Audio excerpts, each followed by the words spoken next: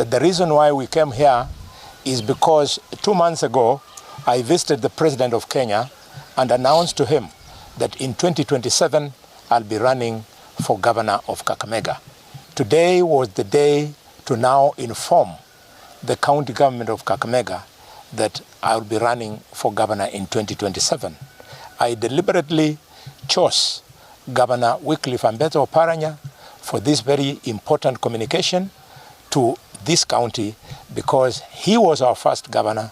I have met the former governor of Kakamega without prejudice to anybody, be it one who is currently in office or one who hopes to also vie for position of governor in Kakamega 2027. That today we have said with Governor Oparanya that there can be nothing that would make us not to agree to work together for the sake of development of Kakamega. So we have said, me and Governor Oparanya, we will work together for the sake of development in this county.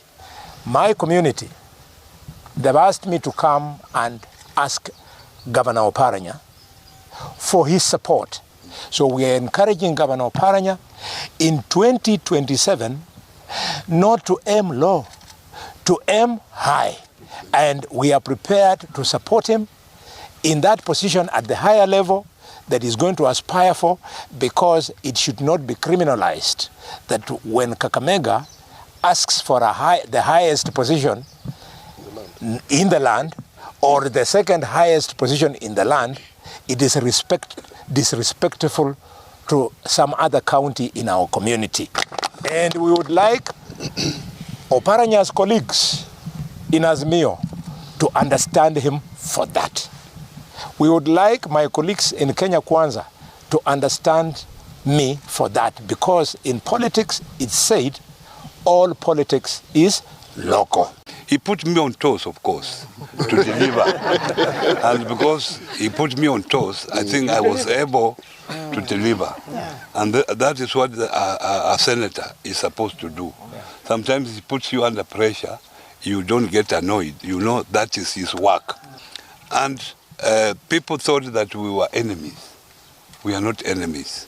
And even if you thought that we were enemies, in politics there is no permanent enemy and permanent friends. What is important is interest.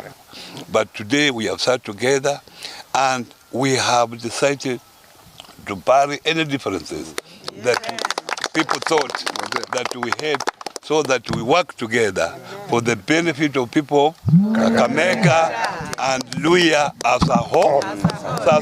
Yes. I've told him to consult with this coalition, consult with the president. I will also do the same in our side to make sure that we are all together come 2027. When two senior brothers in our community can get together on a table and talk to each other, that is very important.